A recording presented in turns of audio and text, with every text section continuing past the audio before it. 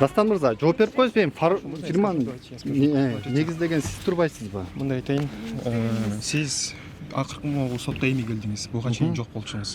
Буга чейин 60 адам суралды. 60 адам суралганда бирөөсү да против мага показания берген жок.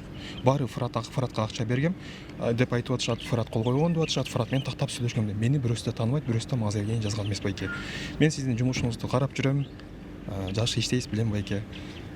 Но мен ошондой айта алам азырынча. Сиз эме бир нерсе кызык болсо, так как заседание ачык болуп атат, сотко кирип, ошол жакта полностью информация бар, полный показаниялар бар. Мен ошол жакта баарын айткам. Ошону соттон Бунун баарына Фырат күнөөлүү деп эсептейсизби? Унча акча сумман бар. 100дөн ашык жабырлануучу бар турбайбы? Болгон сурооңузга жооп бердим, мен кетем. Сиз өзүңүздө такыр күнөө жок деп эсептейсизби? Ушул акчаларды алып, жолуп кетишине. Сот чечет аны, мен чечет. Жок, өзүңүз кандай Мен эсептейсиз? айта албайм ал жөнүндө эч нерсени. Эми ушунча жабырлануучу бар экенби 100дөн ашык? Мен айттым өзүм сөзүмдө. Мен сизге ушуну айтып бере алам, пока сизге бир нерсе кызык болсо бул жактан кирип алып алсаңыз болот. Башка эч нерсе айта албайсыз. Жакшы алыңыз.